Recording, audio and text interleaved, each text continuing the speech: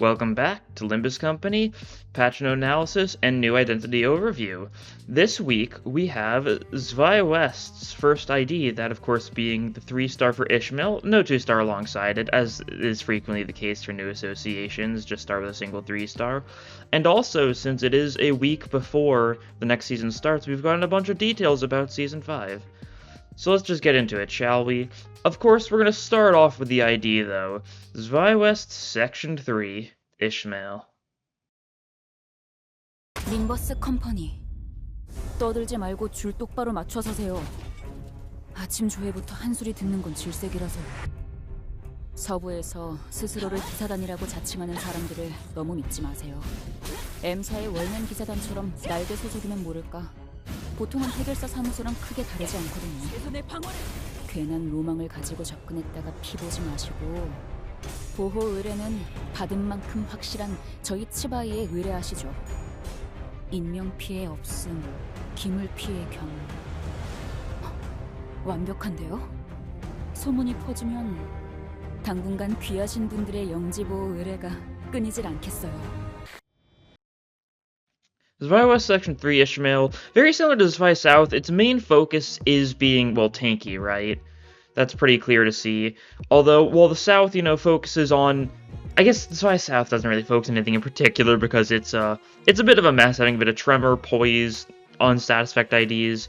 But Zwei West seems to focus more so on tremor straight up, and also a couple unique gimmicks with their unique clashable guard. They're very similar to, like, Ruina's type mechanics going on with this ID. So let's start off with the defense skill, of course. We've been starting off with the defense skill a lot as of recently, but that's because there's been some fairly interesting things going on. So your shield is a 1-coin asterisk pride clashable guard skill. And Clashable Guard is a new mechanic, you can see. On Clash Win, raise the target's stagger threshold by the unit's final Clash power, and on Clash Lose, when hit, reduce the attacker's skill power equal to this unit's final power. So very similar to a block dice from Ruina. On a successful, upon winning a clash with a Clashable Guard, you just do stagger damage, not physical damage, but when you lose a clash, you've reduced the damage taken. So it can be pretty nice, that's for sure. It works well, think something similar to, Wild Hunt's, clashable counter, right? Or I guess they're giving it a new name. They're calling his a power counter, I think it was, which is a weird name, but I guess it's better than unique counter. But yeah, so that's how it works. However, it says it's 1 coin, but it's not exactly 1 coin. You can see there at the bottom, the coin is listed as being an unbreakable coin, and it is tinted red for this reason. Unbreakable coin. This coin does not break upon Clash Lose. If an attack skill has this coin, attack with this coin after getting hit, and upon a Clash Lose, fix the coin power of the unbroken coin to 1. So what this is saying is that if you lose a clash, then you get to do a attacker. You still get to make an attack on the enemy afterwards, for attack skills. And if it's that's only for attack skills. This is for a defense skill, right? But so effectively, you can keep on using this coin even if you lose a clash with it. Now, upon Clash Lose, fix the coin power of the unbroken coin to 1. You basically only can use base power if you lose a clash with this. But it means that even if you get hit by a really strong first attack with a skill, if they get ult, you can keep on blocking against it, keep on reducing the damage dealt by their attacks. Very cool way for the guard to work in general, very similar to Ruina, kind of similar to just Ruina counter stuff in general, right? Which is pretty nice. But that's not the only status effects that are unique to this guard, because we also have Combat Start, gain defensive stance. Max value of 2 is not compounded in potency, stacking only ends its duration. So effectively, you gain on combat start, so defensive stance is gained for the turn you use the guard, and the turn after, since the max value is 2. So, when this unit gains the spec, gain the following effects. Speed is set to minimum value, which sounds really bad, but there is a very big upside to this. Gain defense level up, each of this unit's skill slots gain aggro, but when chaining skills, this unit can draw enemies attack towards this unit, regardless of speed. So think similar to something like Eternally Lit Lamp in Ruina, right? She'll have a really bad speed value, but she can still clash regardless when she's in defensive stance mode. Now, this effectively only can work for 1 turn, since you gain it on combat start and only lasts for 2 turns, so there's a turn that you use the defensive skill first, and then the turn after that you can clash whatever you want in focus encounters. If you keep on going for defensive skills, though, it does just keep on chaining, and you can keep on getting it working, assumably. Also, upon clash win, trigger Tremor Burst, and cannot be staggered by damage. So a lot of strong stuff here. She probably only has like 1 stagger threshold anyways, but the fact that you can just keep on countering this, you can become unstaggerable if you just keep on going for this defensive skill. Now, you'll never be able to do any damage if you keep on going for the defensive skill, but you can just, like in a solo or something, have 1 defensive skill and then a bunch of actual like attacks alongside it. It's a very cool gimmick going on here. And also Clash Wind trigger Tremor Burst. This is a separate like Tremor Burst infliction than the defensive stance one. So effectively, if you keep on spamming in this guard, you can keep on getting 2 Tremor Bursts for pretty much free. Only issue is it is Clash Wind, so it doesn't do anything against a staggered enemy. Kind of rough if you're trying to like use it with like Tremor Reverb, which you probably would be since that's Tremor's main thing right now. But being able to get that pretty consistent Tremor Bursting going is really nice. Moving on to her actual skills, though. Skill 1, Zwei Knight's Greatsword Form. Bit of a long name for a skill 1. 2-coin Blunt Pride skill. In general, she's got all blunt skills. Gain aggro up to the skill slot next turn. All of her skills gain aggro, except for her defensive skill, but it still does effectively gain aggro because it gives defensive stance, right? Gain defense level up based on tremor count. Gain base power based on defense level up. You can see she's got some defense level up stuff going on, similar like Zwei, Gregor, and Faust. Coin 1 and Coin 2 inflicts Tremor Count and gain defense level next turn. A little bit of Tremor Count infliction on the skill 1 can be nice to maintain in certain like compositions if you're having trouble with Tremor Count, so that's nice, I guess. No potency, but Count is still nice to inflict. Skill 2, Can't Let You Through. 3-coin Envy Blunt skill. Gain aggro to the skill slot next turn. Once again, defense level based on Tremor Count. Gain coin powered high defense level up. Clash Win, gain Tremor Count, inflict Tremor with the first coin, defense level with the second coin, and third coin, inflict Tremor potency equal to Tremor Count on self divided by X, and at a certain amount of defense level up, inflict attack power down as well. Sounds like it's same turn attack power down, and given how this is a unit who definitely seems like she's going to focus on being low speed, that attack power down is probably pretty much worthless, right? We'll have to see. She might have a decent speed range. Maybe she'll be like a 2 to 7, right? Like, she can get decent high rolls, but she gets really bad rolls when she's in defensive stance, but that's kind of works to her advantage. A slow unit for a Tremor like team isn't actually a pretty bad idea because, well, if you're slow, it means you can pretty consistently have Tremor, Reverb, and Everlasting set up before she can go through, and she can reasonably get 2 Tremor Bursts, 3 with her skill 3, which we'll get to in a second. She can definitely do some solid stuff with that. Yes, her skill 3, Ward, 3-coin Blunt Gluttony skill, defense level based on Tremor Count itself, deal more damage in defensive stance, gain coin power based on defense level up, gain aggro to the skill slot next turn, and Clash Win, gain Tremor Count. It's pretty simple on-use type stuff. It happens for a lot of identities, just benefits for whatever their bit is, right? First and second coin just inflict Tremor Potency, but then the third coin consumes all Tremor Count on self. It is interesting how her Tremor Count doesn't do anything beyond this, right? Well, it does do something else with passive, but her main purpose of Tremor Count is build up your skill 1 and your skill 2 and your guard, and then just consume it all to do a bunch of Tremor Count infliction, or on the target, right? Inflict value of counts consumed as Tremor Potency on the target, I mean, yeah. So you can actually inflict more Tremor Potency with Tremor Count. So she's got Tremor Count infliction with like her skill 1, and then a bunch of potency infliction with her skill 3, depending on how this works. On hit, trigger Tremor Burst, then reduce target's Tremor Count. If the unit is in defensive stance, trigger Tremor Burst, then reduce target's Tremor Count. And if you already were in defensive stance, you'd get a third Tremor Burst on top of that, thanks to defensive stance just giving you more Tremor Bursts on Clash Wins. So it reduces Tremor Count at least twice, so it can definitely be... This might be a skill 3 that gets through a decent chunk of Tremor Count. Wouldn't be surprised if it ends up being a little more than 2. Not fully sure, though. But pretty solid, honestly. Like, it's nothing too insane. There's actually no, like, amplitude conversions. I didn't think there'd be amplitude conversions. I think it's good that there isn't any. She's a bit more of a somewhat standard Tremor unit while still doing a lot of unique stuff, not regarding to that. While Tremor does have, like, a fair bit of, like, semi-tanky IDs, it really has been lacking anything, like, of a proper tank as of late, right? Like, most, like, Tremor tank IDs are the ones that aren't as good. we've got some IDs that are, like, good for Tremor and a little bit tanky, you know, stuff like T-Corp Dawn, you know, with their Golden Time and their good HP and stuff like that. But this seems like a nice addition for Tremor to have, just a big tank.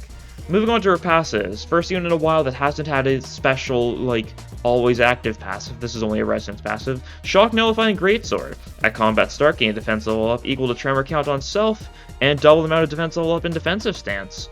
So this is the other thing she gets from Tremor count. She can just gain a bunch of defense level up. This might be like a... I don't know what it's going to be. Maybe it'll be like a... Gluttony Resonance or Gluttony Owned? It probably won't be Resonance, because if she's meant to be on a Sloth team, and she doesn't have any Sloth skills, it'll probably be Pride Resonance or something, if anything. Or maybe just Pride Owned, since that's what her defensive skill is. I don't know. It probably can trigger somewhat frequently. Love to see, I guess. Passives can go whatever way, but just a bunch of defense level up. Pretty nice. And then support passive Emergency Protection is a little bit of an interesting one. At combat start, compare each identity's current HP to their HP at the start of the previous turn, then apply defense level to the identity with the greatest disparity of HP values between turns. It says greatest disparity. It doesn't say like who's lost the most HP, so assumably if like K-Corp Hong Loot like triggered like their amp fuels and just got back up to full HP, then he'd be targeted, which feels like a bit of an oversight, but I mean the goal is supposed to be the unit that's taken the most damage should get some defense level so they don't, you know, keep on taking more damage, or at least reduce it a little bit. So that's nice. But yeah, she seems like a pretty fun unit all in all. A very different type of tank. Probably is going to be a little bit some stuff that's going to be seen more frequently. We've had, you know, a lot of tanks that focus on like shield recently, stuff like DHE, and we haven't really gotten a lot of tanks recently. But this seems like it'll probably be a way they take some future tanks, which seems like a pretty cool way to do it. Clashable Guard. Moving on, though, we have the, of course, guide on Season 5 Oblivion here, telling us a bunch of stuff about the season. I'll speed through some of the details, because some of the stuff is going to be like the same stuff as previous seasons. If you weren't here for the start of Season 4, you're not fully sure about like some of the stuff, it might benefit you to like actually read this yourself in full, because, well, this is the kind of thing that happens every season for the most part. I'll focus on some of the new stuff, though, and give a general overview. So it'll start October 10th, as expected. You know, man, it doesn't state it here, but based on past seasons, the servers are going to be down for the full 6 hours between daily reset and when updates are usually finished. So that'll certainly be something. So, Ego Shard carryover. Ego Shards and Ego Shard crates are both halved. Half of it turns into thread, and the other half you get to keep for next season. This is what they do every season. It means you're going to get a bunch of thread, and you can't stockpile too many resources. It's still, like, you definitely don't want to, like, panic, like, thread all of your stuff, though, because you get as much thread as if you were to convert half your stuff into thread, right? You don't lose out on any resources necessarily. It just basically manually converts. It just forces, like, half your stuff to get converted to thread.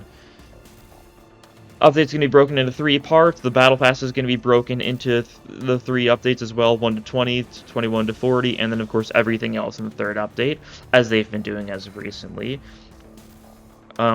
Max pass level rewards are leveled. Even if you go past that point, it still remembers what level you got to, and therefore it'll just do it for you.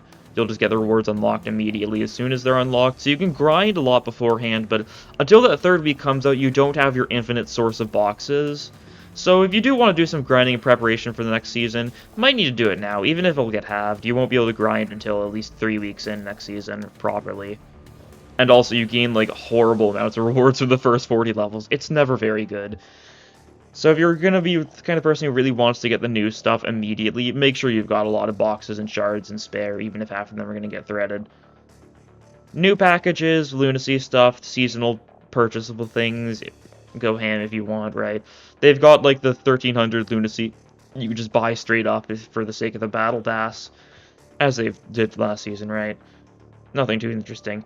Now, as far as stuff that is interesting, level cap increase, it's going up from 45 to 50 as long as you've cleared Kanto 6, similar to what they did for Kanto 6. You need to have actually beaten the previous Kanto to get the identity level up, so that you can't just get like a level 50 identity in Kanto 3 or something, right? But also, they're going to be reducing the, like, growth curve for like XP required. So there's a little graph on the side here. This is what it's been for previous seasons. You can see like the levels at the bottom. You can see how it's been like quite a bit of a spike each time. And the yellow is going to be what they're going to be doing now and what they're going to be doing in the future, right? They're going to be making it a lot slower because it has gotten to the point where it is definitely very hard to keep up with it. Like, new players, like, especially, like, do not have nearly enough in Keflin to get enough experience tickets to be able to reasonably, like, maintain their spot, like, in the story without doing a lot of grinding, which is always unfortunate. Stuff like this should help out a bit. They're also going to be increasing the XP gained from Luxcavations, so that's nice. It just seems like a good change to make in general, especially when paired with the fact that they mentioned potentially next Mirror Dungeon's going to give you the option to get XP tickets from it. They don't mention it here. They mentioned it like a few weeks, months back. We'll have to see if they go through with that, but they might be able to actually fix some of the issues with XP here, although all might be a little bit of a band-aid solution. We'll see. But yeah, you can see here the amount of XP gained from every Luxcavation is just going to get buffed a decent chunk, you know.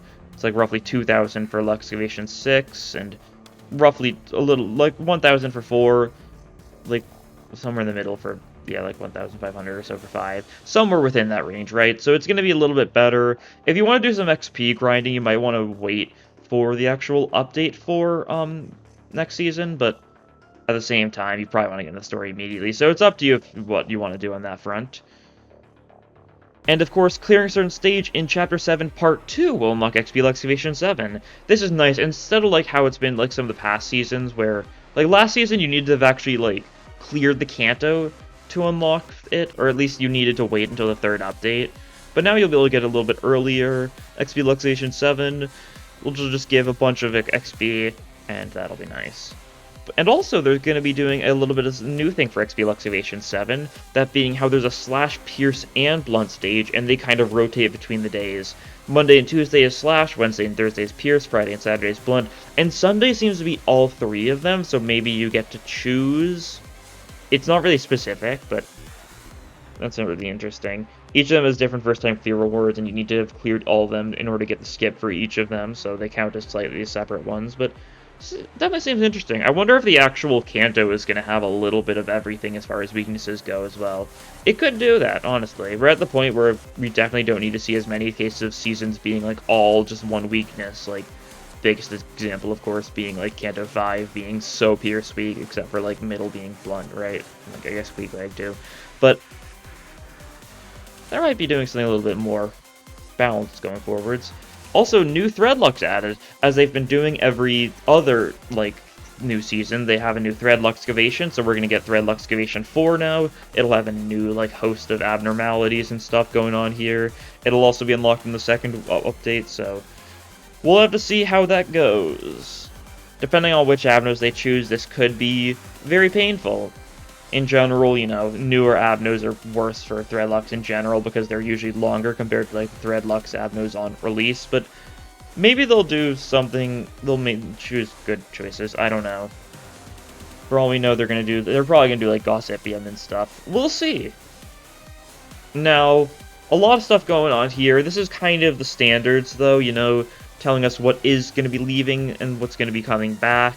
When the new season starts, anything from Season 4 is going to be unchartable until Season 6, so this means all of the actual Kanto 6 IDs, and also all of the event IDs and egos. Now, the actual Kanto IDs are going to remain extractable, but not dispensable, but the event stuff is going to be straight up not obtainable until Season 6 starts.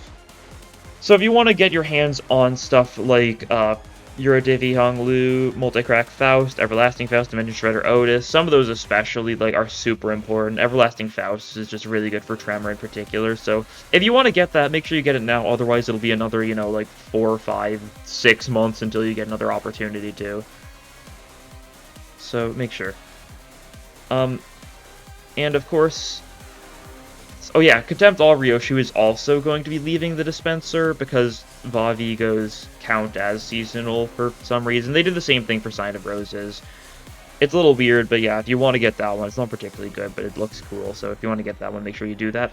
But on the bright side, we are going to be getting a fair bit of random things here, and by that I mean all the stuff from Season 3 is going to become shardable. Garnathorn's Gregor, all of the Canto 5 IDs, and all of the Season 3 events, the Holiday Egos, and all the Blade Lineage IDs and Kuroko McGregor. So people can get Blade Lineage Merceau if you missed it. A lot of good stuff.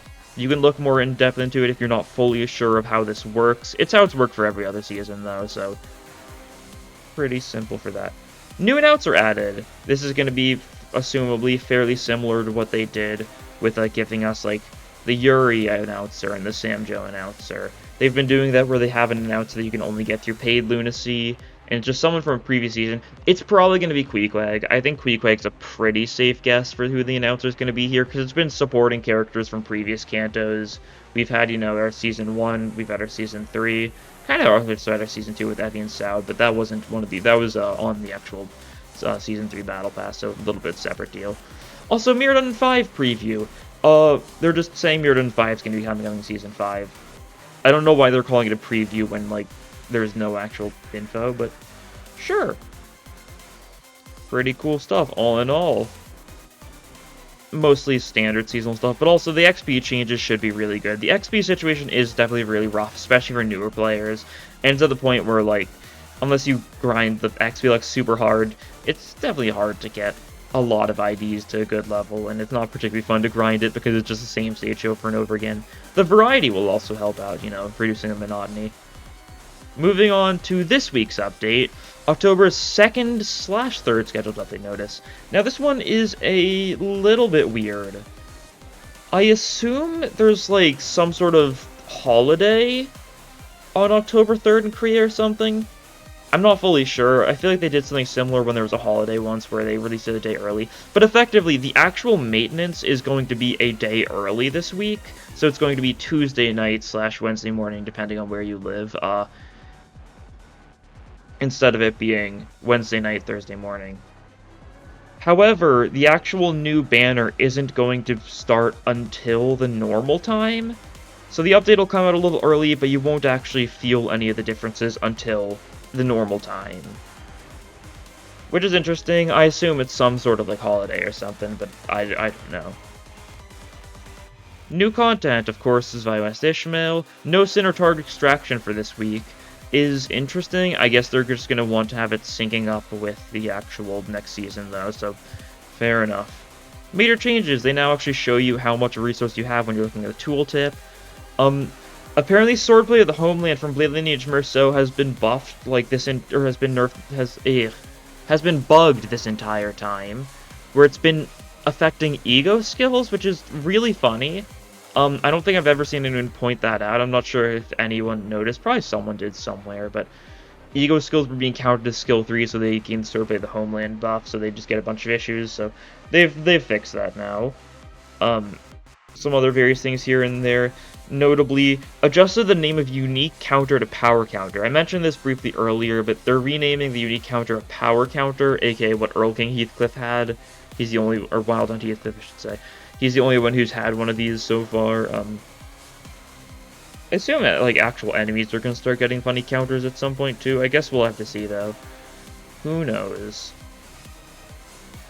And some known issues, some various issues. It always happens, right? And, of course, 500 Lunacy to fix out for some of the various bugs and the weird maintenance schedule, I suppose. But yeah, that is everything for the patch notes here. A lot of interesting stuff. Zwei Ishmael looks like she's going to be a lot of fun, being a very unique type of tank and potentially a showcase of what tanks are going to be like in the future. And also, just the info on Season 5 makes it seem like they're definitely going to be fixing some issues, especially with the XP stuff.